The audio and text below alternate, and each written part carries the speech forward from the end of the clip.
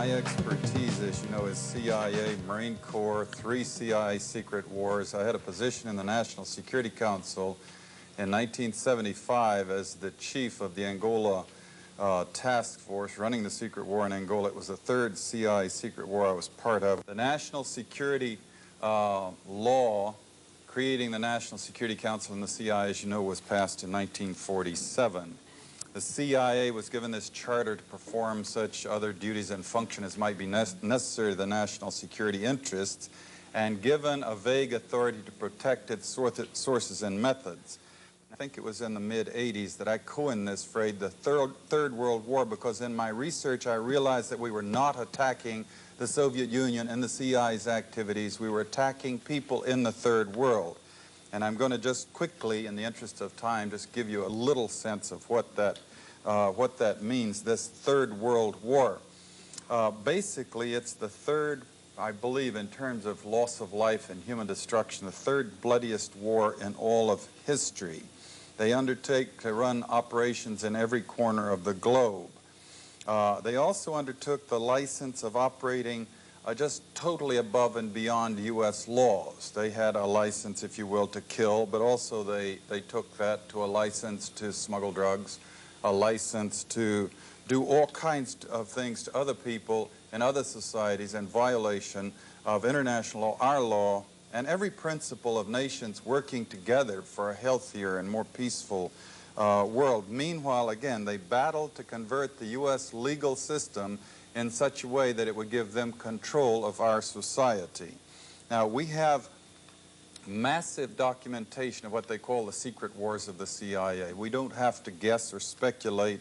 We had the Church Committee investigate them in 1975, gave us our first really in-depth, powerful look inside this structure. Senator Church said in the 14 years before he did his investigation that he found they had run 900 major operations and 3,000 minor operations. And if you extrapolate that over the whole period of the 40-odd years that we've had a CIA, you come up with 3,000 major operations and over 10,000 minor operations. Every one of them illegal, every one of them disruptive of the lives and societies of other peoples, and many of them bloody and gory beyond comprehension almost. Extensively, we manipulated and organized the overthrow of functioning constitutional democracies in other countries. We organized secret armies and directed them to fight in just about every continent in the world. We encouraged ethnic minorities to rise up and fight, people like the Mosquito Indians in Nicaragua, the Kurds in the Middle East, the Monks in Southeast Asia, and of course, we have organized, and we still do, and fund death squads in countries around the world, like the Treasury Police in El Salvador, which are responsible for most of the killing of the 50,000 people just in the 80s, and there was 70,000 before that. And orchestration, CIA, secret teams, and propaganda led us directly into the Korean War. We were attacking China from the islands Quemoy, Matsu, Thailand, Tibet. A lot of drug trafficking involved in this, by the way, until eventually we convinced ourselves to fight the Chinese in Korea, and we had the Korean War, and 1 million people were killed.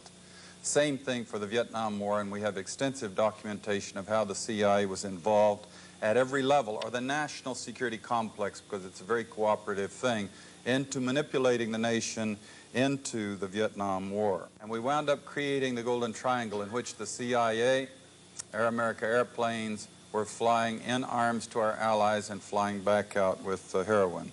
We launched the largest, this is something that Jimmy Carter did, Admiral Turner brags about it, the operation in Afghanistan.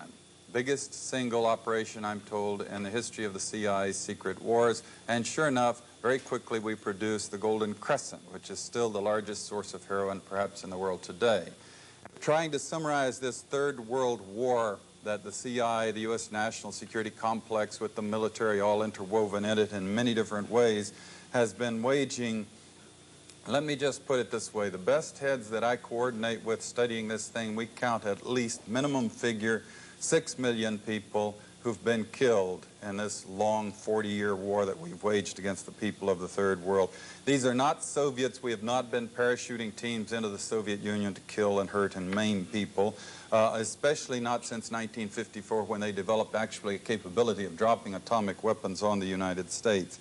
They aren't British, French, Swedes, Swiss, Belgians. We don't do bloody, gory operations in the countries of Europe. These are all people of the Third World. They're people of countries like the Congo, Vietnam, Cambodia, Indonesia, Nicaragua, where conspicuously they nor their governments do not have the capability of doing any physical hurt to the United States. They don't have ICBMs. They don't have armies or navies. They could not hurt us if they wanted to. There has rarely been any evidence that they really wanted to, and that, in fact, is perhaps the whole point. If they had had ICBMs, we probably wouldn't have done the things to them for fear of retaliation.